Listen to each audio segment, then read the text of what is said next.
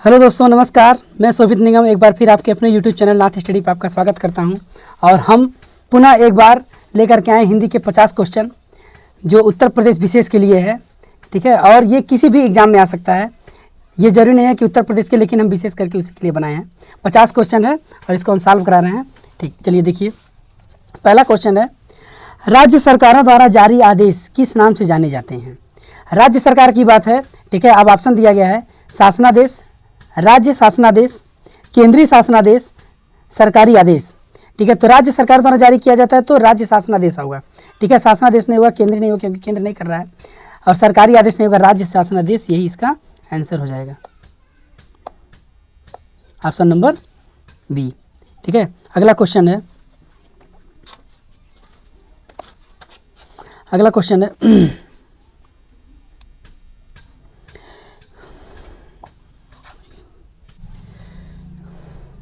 अगला क्वेश्चन है, निम्न से कौन सा कार्यालय आदेश का मूल गुण नहीं है? ठीक है, तो दिया गया है निर्वैदिक्त, नपातुला, बाहर भीतरी बातें, अनौपचारिकता। ठीक है, तो इसका आंसर हो जाएगा बाहर भीतरी बातें, ये इसका कार्यालय का मूल गुण नहीं है, इसका आंसर हो जाएगा आपका बी। अगला दिया गया है, अपने कार्यालय से अनुभव प्रमाण पत्र लेने के लिए किसे आवेदन पत्र लिखेंगे? ठीक है, अपने कार्यालय से अनुभव प्रमाण पत्र पाने के लिए किसे आवेदन पत्र लिखेंगे? ठीक है, तो दिया है ऑप्शन संस्थापक महोदय, प्रचार महोदय, व्यवस्थापक महोदय और संस्थापक महोदय। तो कार्यालय की बात की गई नहीं है, अनुभव प्रमाण के लिए तो वहाँ के जो व्यवस्थापक होंगे, ठीक है, उनके लिए हम पत्र लिखेंगे, ऑप्शन नंबर हो जाएगा आपका सी। ठीक है, अगला क्वेश्चन दिया है, निम्नलिखित में से कौन सा मूल दीर्घ स्वर है? अब किससे क्वेश्चन, वर्णमाला से दिया गया है। निम्नलिखित में से कौन सा मूल दीर्घ स्वर है? ठीक है, उ है, आ है और ई है। ठीक है, तो हो जाएगा आपका उ, आ, ये तीनों, बड़ा उ है, आ है और ई है, ये तीनों आपका मूल दीर्घ स्वर होता है। ठीक है, अगर स्वर की बात किया जाए तो स्वर आपके दो प्रकार से हो सकते हैं, दो प्रकार के होते हैं, एक आता है ह्रस्व स्वर और एक होता है आपका दीर्घ स्वर। दीर्घ स्वर, ठीक है, ह्रस्व स्वर होता है आपका अ, ई, उ और री, उ और री।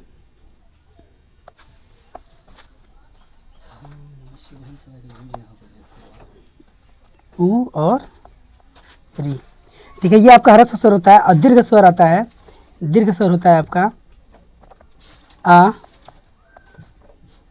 बड़ी ई, बड़ा उ, ए, ओ और औ। ठीक है, तो चार ये हो गए, तीन, कुल स्वर कितने होते हैं? 11।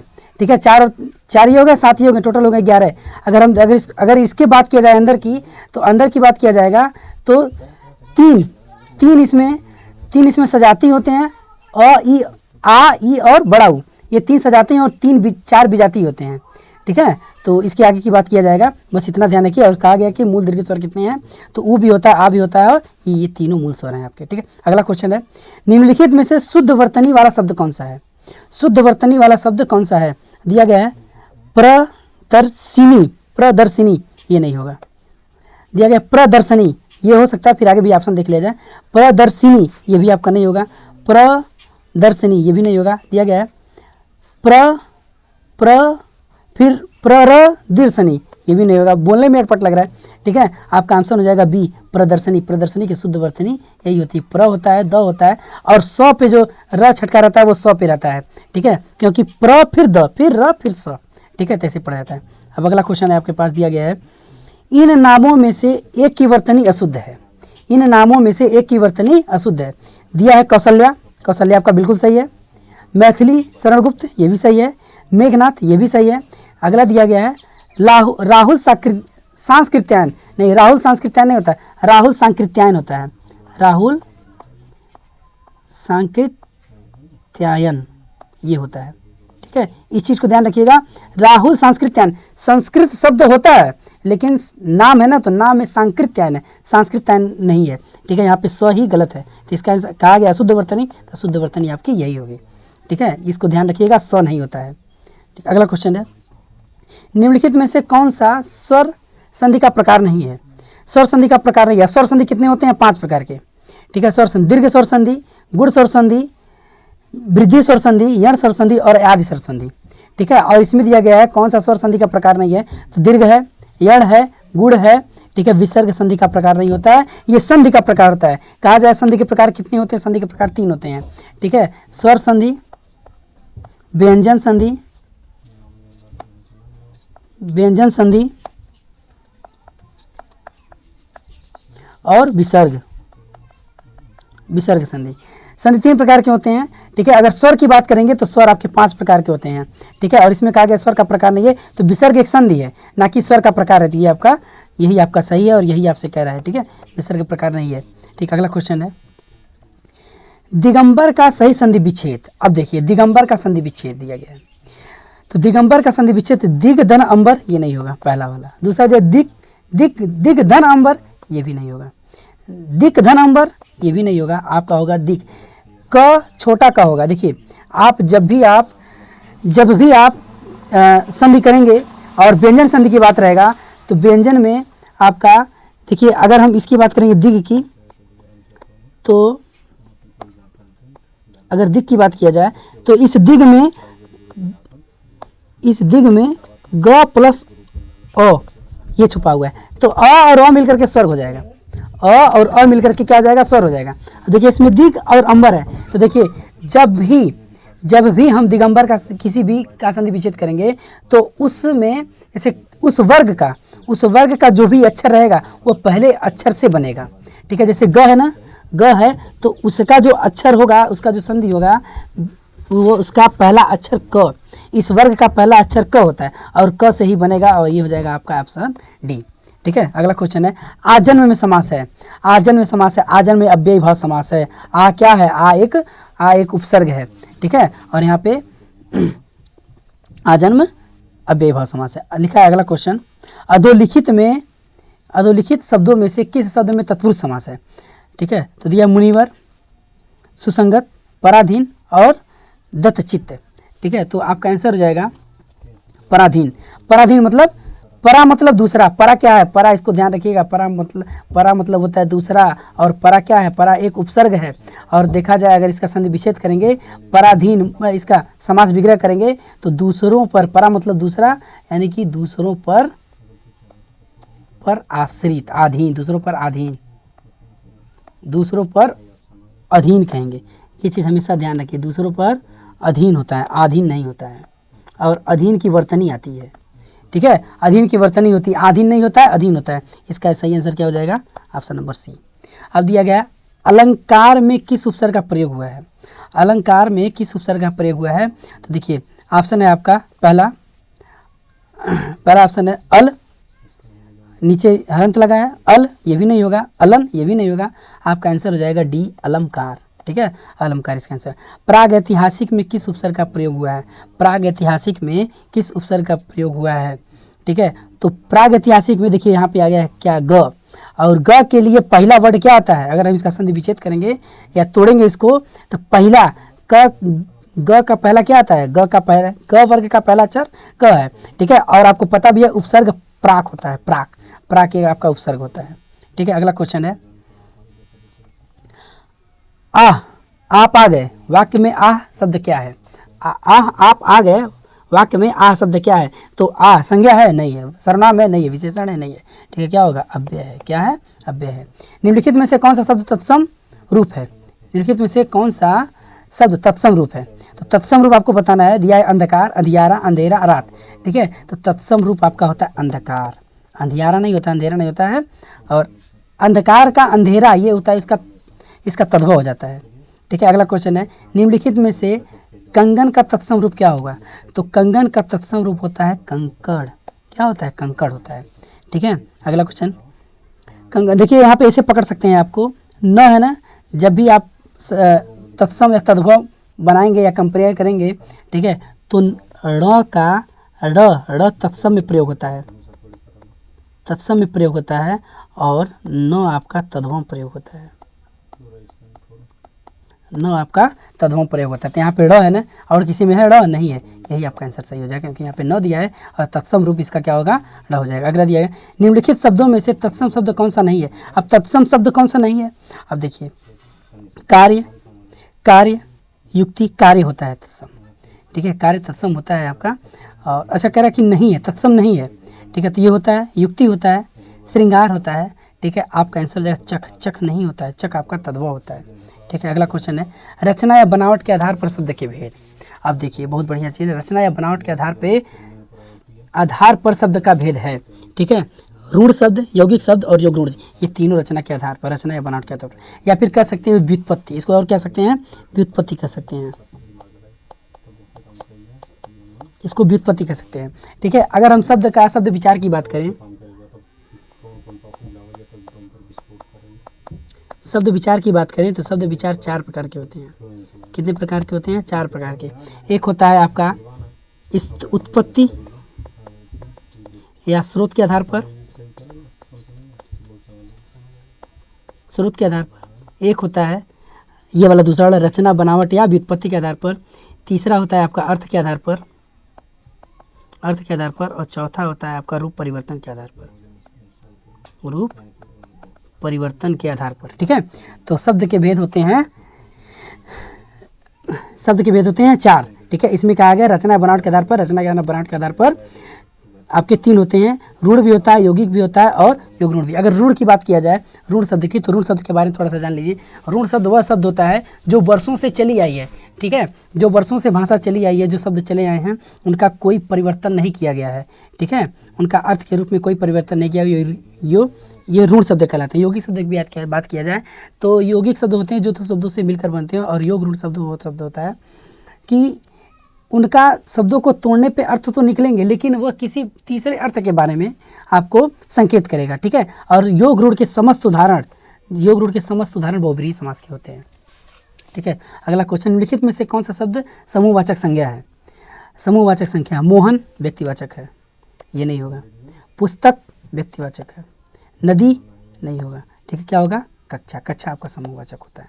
इनमें से कौन सा द्रव्यवाचक संज्ञा है, दिया है लोहा, राकेश नहीं, पर्वत और रविवार, ठीक है, तो रविवार नहीं होगा, राकेश नहीं होगा, पर्वत नहीं होगा, क्या होगा, लोहा। लोहा आपका क्या होता है, द्रव्यवाचक होता है, ठीक है। धातु जो भी आते हैं आपके द्रव्यवाचक में आते हैं।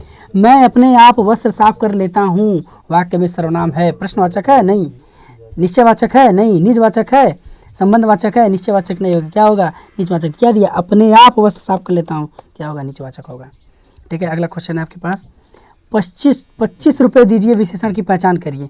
25 रुपये दीजिए, विशेषण की पहचान कीजिए, ठीक है। कह रहा है संभाव्य नहीं, क्रमवाचक है नहीं, समुदायवाचक है नहीं, निश्चयवाचक संज्ञा है, संख्यावाचक, निश्चय संख्यावाचक, आवृत्तिवाचक। तो 25 आपका निश्चय संख्या, क्योंकि 25 की ही बात कर रहा है, ठीक है, तो निश्चय संख्यावाचक होगा, कर्मवाच्य नहीं होगा। कर्मवाच्य में होता है 1 2 3 4, ठीक है। समुदायवाचक नहीं होगा और आवृत्तिवाचक नहीं, आवृत्ति मतलब रिपीट वाला होता है, ठीक है। अगला क्वेश्चन, क्रिया के जिस रूप से वर्तमान में क्रिया के होने का संदेह हो, ठीक है, वह क्रिया का संदर्भ में क्या कहलाता है, ठीक है। क्रिया के जिस रूप से वर्तमान में क्रिया के होने का संदेह हो, ठीक है, वह क्रिया का संदर्भ में क्या कहलाता है, तो क्रिया का संदर्भ करा संदिग्ध वर्तमान। संदेह की बात किया गया ना, संदेह, संदेह में क्या होता है, संदिग्ध होता है, ठीक है, संदेह, क्योंकि वर्तमान है और संदेह है तो संदिग्ध होगा, ठीक है। अगला क्वेश्चन, हमें प्रतिदिन सूर्य नमस्कार करना चाहिए, रेखांकित शब्द को पहचानिए। प्रतिदिन क्या है, यही बात कहा गया है कि प्रतिदिन क्या है इसमें, तो प्रतिदिन आपका क्या है, अव्यय है। प्रतिदिन क्या है, अव्यय है। कारक है नहीं, कारक नहीं है। उपसर्ग है, ये भी नहीं है। वर्तमान सर्वनाम नहीं है, क्या है, अव्यय है आपका 23। अब अगला क्वेश्चन है, बारी बारी में अव्यय है, बारी बारी में अव्यय है। अगला क्वेश्चन है, दिया गया है मात्रावाचक, न्यूनतावाचक, श्रेणीवाचक और रीतिवाचक। तो बारी बारी में आपका आंसर हो जाएगा, बारी बारी में आपका श्रेणीवाचक होता है। अगला क्वेश्चन, इनमें से किस शब्द के पर्यायवाची गलत हैं, किस शब्द के पर्यायवाची गलत हैं। कमल, जलज, पंकज, सरोज और पुष्प, कुसुम, फूल, सुमन, ठीक है। कह रहा गलत है, गलत ही में देखना है। सरस्वती, गिरा, भारती, नाड़ी, ये होता है, सरस्वती की सभी होता है, ठीक है। पुष्प का कुसुम, फूल, सुमन होता है। कमल का जलज, पंकज, सरोज होता है, ठीक है। सूर्य का दिवस है, याम है और वासर है, ठीक है। ये तो आपका आंसर हो जाएगा डी, ये सूर्य का दिवस, ये याम ये नहीं होता है। ठीक है, अगला हाथी का पर्यायवाची बताओ। हाथी का पर्यायवाची मतंग होता है। क्या होता है? मतंग होता है। ठीक है, ब्याल राज नहीं होता है, मकरंद नहीं होता है, पन्न गणपत नहीं होता है। लेकिन इसमें से उद्दत शब्द का विलोम, उद्दत शब्द का विलोम होता है विनीत। उद्दत शब्द का क्या होता है? विनीत। ठीक है, उन्मूलन का विलोम होता है निमिलन। उन्मूलन का विलोम होता है निमिलन। अगला नायक और नायिका एक दूसरे के, अब बीच में दिया गया है गैप, में तड़पते हैं, एक दूसरे के दुख में तड़पते हैं नहीं, प्रेम में तड़पते हैं नहीं, संयोग में नहीं, वियोग में तड़पते हैं। किस में तड़पते हैं? वियोग में तड़पते हैं। अगला क्वेश्चन है करुणा करुणा किसी की अपेक्षा नहीं, बीच में क्या दिया? करुणा किसी की अपेक्षा नहीं करती। किसकी अपेक्षा नहीं करती? प्रतिशोध की, प्रतिकार की, प्रतिकार की, प्रतिघात की, पुरस्कार की। किसकी? प्रतिकार की। करुणा किसी प्रतिकार की अपेक्षा नहीं करती है। ठीक है, अगला क्वेश्चन है जिसका शत्रु जन्मा ही न हो। ठीक है, जिसका शत्रु जन्मा नहीं हो, बहुत पहले से हम लोग सुनते चले हैं, कौन है? अजात शत्रु। ठीक है, अकथनीय शब्द के लिए सर्वोत्तम वाक्य चयन कीजिए। अकथनीय शब्द के लिए सर्वोत्तम वाक्य चयन कीजिए। अब दिया है जिसका खंडन न हो सके, जो घोर या भीषण न हो, जिसके बारे में कुछ कहा न जा सके, जो तर्क से सिद्ध न हो। ठीक है, तो अकथनीय वाक्य के लिए हो जाएगा जिसके बारे में कुछ कहा न जा सके। कथनी मतलब कहना। ठीक है, खंडन नहीं होगा क्योंकि कहने की बात नहीं की गई है, भीषण नहीं होगा क्योंकि कहने की बात नहीं की गई है, सिद्ध नहीं होगा, कुछ कहना किस में है? इसी में, सी वाले ऑप्शन में इसका आंसर होगा।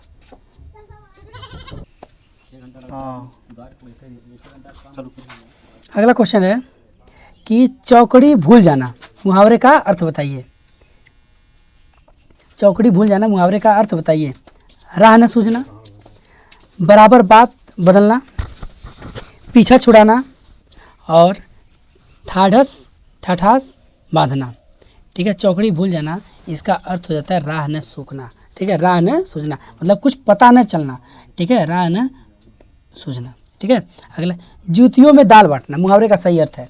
ठीक है, जूतियों में दाल बांटना, दुख होना, अपमान करना, चापलूसी करना, लड़ाई झगड़ा हो जाना। ठीक है, तो जूतियों में दाल बांटना का अर्थ होता है लड़ाई झगड़े की स्थिति हो जाना। ठीक है ना। अगला क्वेश्चन है काला अक्षर भैंस बराबर लोकोक्ति का निम्नलिखित में से प्रयुक्त अर्थ चुने। काला अक्षर भैंस बराबर यानी कि अब पहले ऑप्शन देते हैं, पढ़ा लिखा होना, विद्वान होना, मूर्ख होना।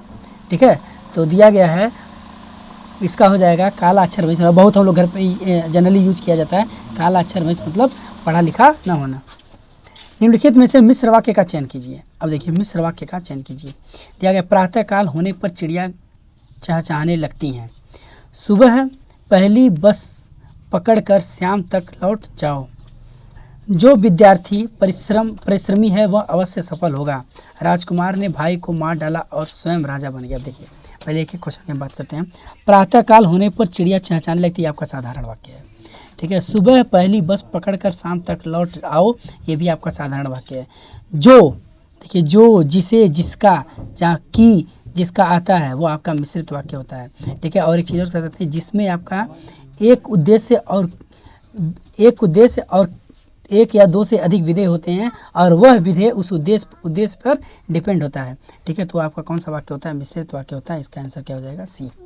ठीक है, अगला क्वेश्चन है परिश्रम करके सफलता प्राप्त करो। वाक्य का प्रकार पहचानिए। ठीक है, तो इसमें दिया गया परिश्रम करके सफलता प्राप्त करो। ठीक है, तो सरल वाक्य है नहीं, क्योंकि परिश्रम करके सफलता प्राप्त करेंगे। मिश्रित वाक्य है, ये भी नहीं होगा। ठीक है, संयुक्त वाक्य, इसका क्या होगा? संयुक्त वाक्य होगा। ठीक है, देखिए क्योंकि परिश्रम करके सफलता प्राप्त करो। ठीक है, इसका एक उद्देश्य और एक विधेय है और दोनों आपस में स्वतंत्र हैं। जिसमें उद्देश्य और विधेय आपस में स्वतंत्र होते हैं, एक दूसरे के ऊपर आश्रित नहीं होते हैं, वो आपका संयुक्त वाक्य होता है। ठीक है, अगला क्वेश्चन है सही विकल्प का चयन करें जो शुद्ध वाक्य है। सही विकल्प का चयन करें जो शुद्ध वाक्य है। दिया गया है तुम तुम्हारा काम करो, तुम का काम करो, यह तो एकदम गलत है, तुम का काम करो। ठीक है, अगला दिया गया है तुम तेरा काम करो, ये भी गलत है। तुम अपना काम करो। ठीक है, दिया गया है तुम अपना काम करो और तुम अपना काम करो और तुम तुम्हारा काम करो। तुम तुम्हारा काम करो नहीं होता है, तुम अपना काम करो। ऑप्शन नंबर डी, ये इसका सही आंसर हो जाएगा। कर्मवाच्य में प्रधानता होता है, कर्मवाच्य में किसकी प्रधानता होती है? कर्म की बात है तो कर्म की प्रधानता होती है, और भाववाच्य में भाव की प्रधानता होती है, और कर्तावाच्य में कर्ता की प्रधानता होती है, और विचार किसी वाक्य का प्रकार नहीं होता है। इसका आंसर हो जाएगा कर्म। ठीक है। से पृथक होने के अर्थ में किस कारक का प्रसर्ग होता है? अलग होना मतलब अपादान, अलग होना मतलब अपादान। ठीक है। देखिए कर्म, कर्ता ने कर्म को, कर्म के लिए कारक चिन्ह होता है, कर्म को करण से होता है, लेकिन करण साधन के लिए उपयोग होता है, जैसे कलम से लिखा जाए। ठीक है, कलम से लिखा जाए। अपादान के और संप्रदान के लिए होता है अपादान से मतलब अलग होने के अर्थ में।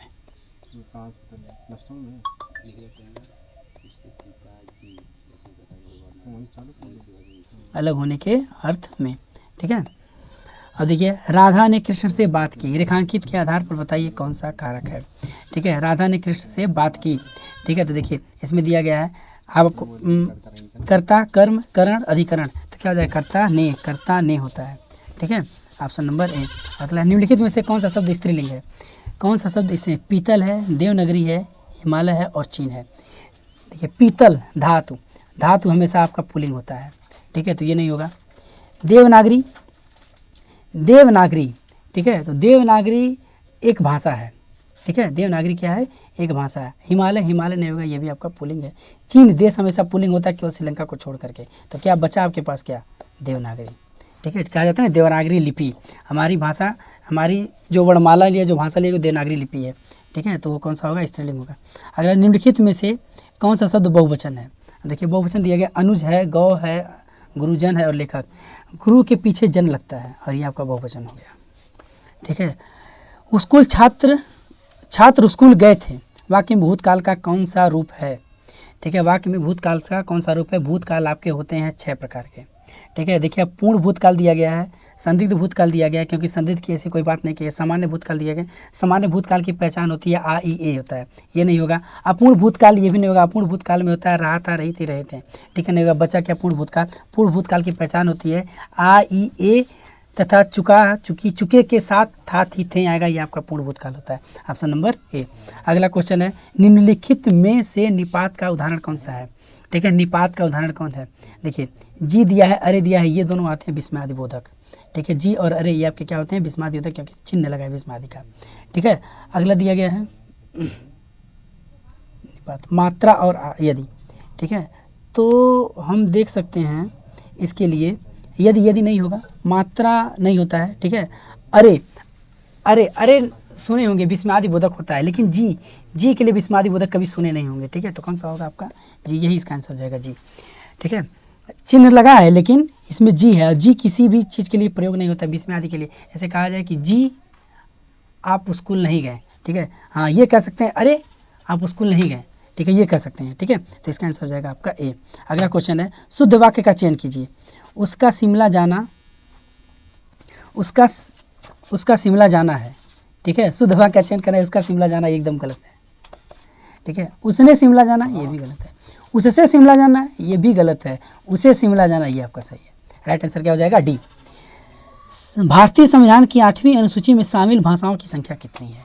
ठीक है, आप संविधान से हिंदी, क्योंकि भाषा है तो हिंदी से क्वेश्चन है तो संविधान का, लेकिन भाषा है और हिंदी का दिया गया है।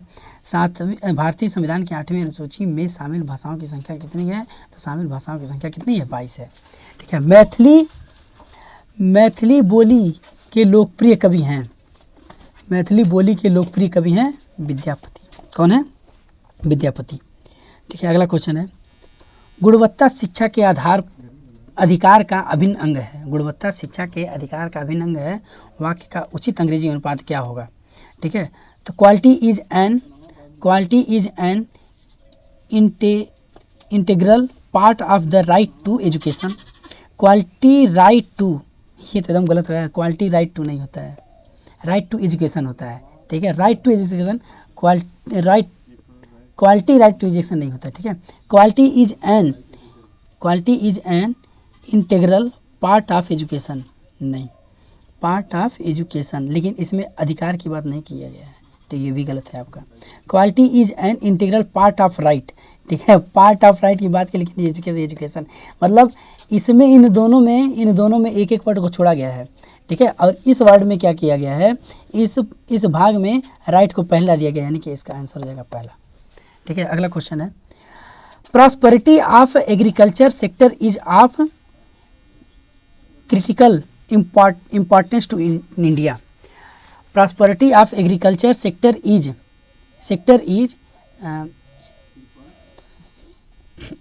Critical important to India. ठीक है। अब इसके लिए देखिए एग्रीकल्चर है ना, तो पहले देखिए इस वाले हिंदी में हम क्या करते हैं, अगर नहीं आपको पता है तो वर्ड टू वर्ड मिलाते हैं। देखिए इंग्लिश दिया, क्या दिया, एग्रीकल्चर देख लीजिए किस में है किस में नहीं है। ठीक है, सभी में है। ठीक है। अब इसका पढ़ा जाए कि कृषि क्षेत्र की समृद्धता भारत के लिए क्रांतिक है। ठीक है। कृषि क्षेत्र की समृद्धता भारत के लिए क्रांतिक महत्व की है। कृषि क्षेत्र की समृद्धता भारत के लिए इंडिया के लिए दिया गया है। ठीक है। और ये आपका हो जाएगा प्रॉस्पेरिटी ऑफ सेक्टर इज, और कृषि क्षेत्र से संबंधित है, सेक्टर दिया गया है। ठीक है। इससे मिलता जुलता यही है आपका, यानी कि ऑप्शन नंबर बी। ठीक है, इसका राइट आंसर होगा। ठीक, धन्यवाद दोस्तों। ये था आपका 50 क्वेश्चन जो उत्तर प्रदेश पुलिस के लिए हम लाए थे, और इसको देखिएगा। ठीक, धन्यवाद।